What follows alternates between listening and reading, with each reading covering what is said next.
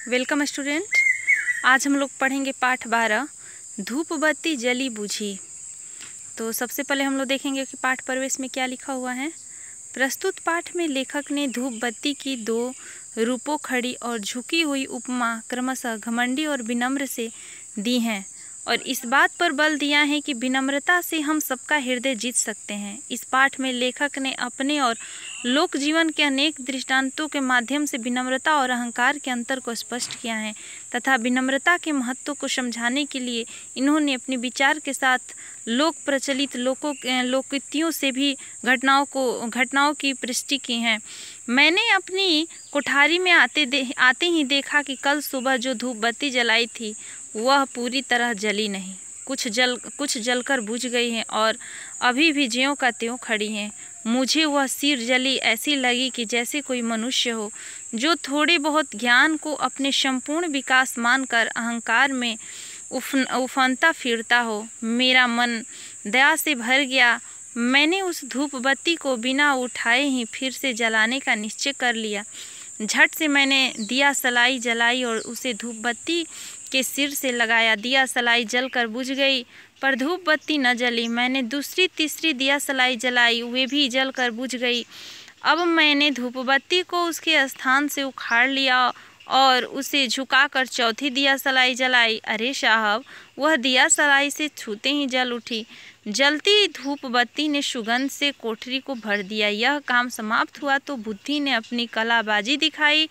3 दिया सलाई पूरी जलकर बुझ गई पर धूप बत्ती न जली। चौथी दिया सलाई का स्पर्श मात्र से वह भभक उठी। क्या बात है, सोचता हूँ धूप बत्ती खड़ी हो या तिरछी उनमें जलने की शक्ति बराबर रहती है, पर खड़ी हुई धूप बत्ती दिया सलाई की लौ को ग्रहण करने में असमर्थ रहती हैं और तिरछी धूप बत्ती उसे सुगमता से ग्रहण कर लेती हैं। इसका कारण है कि झुकी हुई धूप बत्ती को दिया सलाई अपनी लौ के पूरे घेरे में ले पाती हैं पर सीधी खड़ी को नहीं। अब बात हाथ में आ गई। बात से निकलती चली गई कि ज्यों केले के पात में पात पात में पात। बात यह निकली कि यदि किसी से कुछ लेना है तो झुकना अवश्य है। झुकना क्या, शरीर का झुकना भाव का। एक लोकोक्तियों है कि बेटा बनकर सबने खाया, बाप बनकर किसी ने नहीं। यह बेटा बनना नम्रता तो ही है, नम्रता ही तो है। यह बेटा बनना नम्रता ही तो है। नम्रता से दाता के मन प्रवेश पाना सुगम है, सहज है। इसमें दाता के मन में देने की प्रवृत्ति खिलती है, वह देने में सुख पाता है। हमारे लोक जीवन में एक मर्म स्पर्शी कथा प्रचलित है कि भाभी की एक आँख शीतला चेचक में मारी गई और अब वह कानी है। उनका देवर उनसे पानी मांगता है। कानी, भाभी पानी पिला। भाभी भी चुपता सा उत्तर देती हैं, देवर जी तुम्हारे बोल तो इतने मीठे कि तुम्हें पानी नहीं दूध पिलाऊंगी, मुंह धोए रहो। दूसरा देवर भाभी से कहता है कि मेरी रानी भाभी 2 घूंट पानी पिला दो। रानी संबोधन में जो नम्रता है उससे भाभी का मन पुलकित हो जाता है। वह कहती है, अरे देवर जी पानी का क्या पिलाना, तुम कुछ और भी पियो, दूध लस्सी शरबत। बात वहीं कि देने वाले से बढ़कर लेने वाले की पात्रता है। स्मृति में पूज्य मदन मोहन मालवीय आ विराजते हैं। उन पर सदा धन बरसता था। एक बार उन्होंने कहा था कि देश के हर द्वार एक दाता खड़ा है अपनी खुली थैली लिए हुए, पर कमी उन हाथों की है जिसमें वह अपनी भेंट दे सके।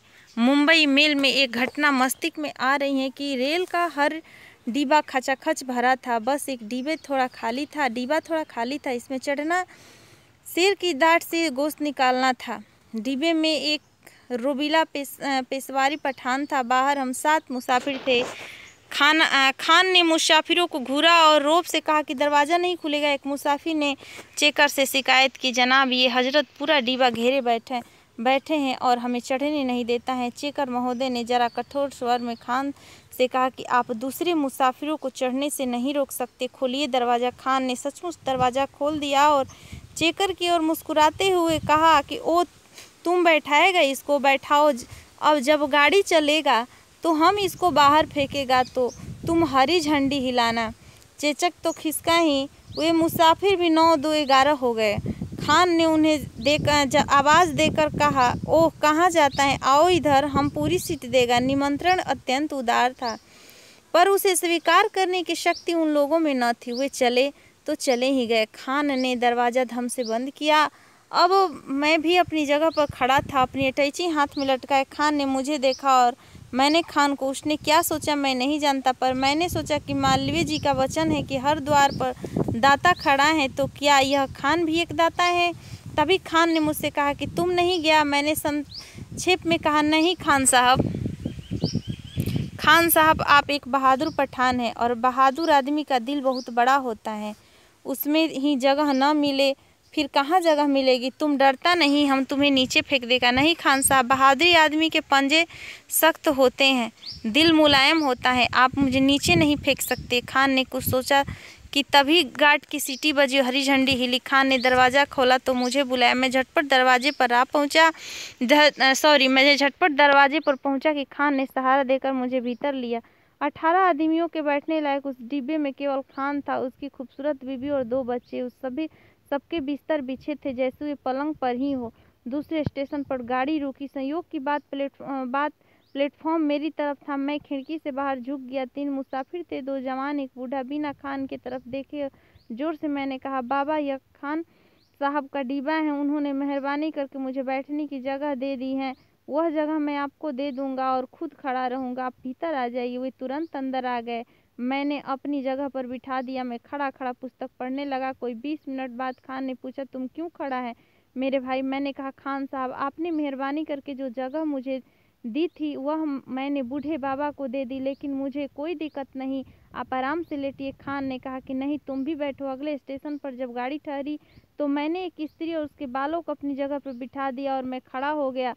सोने की तैयारी करते करते खान ने मुझसे कहा कि ठीक है, तुम चाहेगा तो किसी को बैठाएगा, पर तुम जरूर बैठेगा, हम सोता है।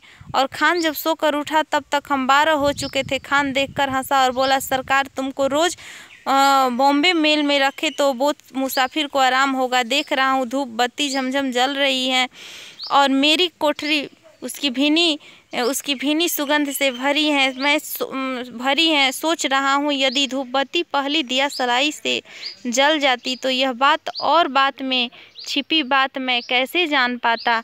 धन्यवाद।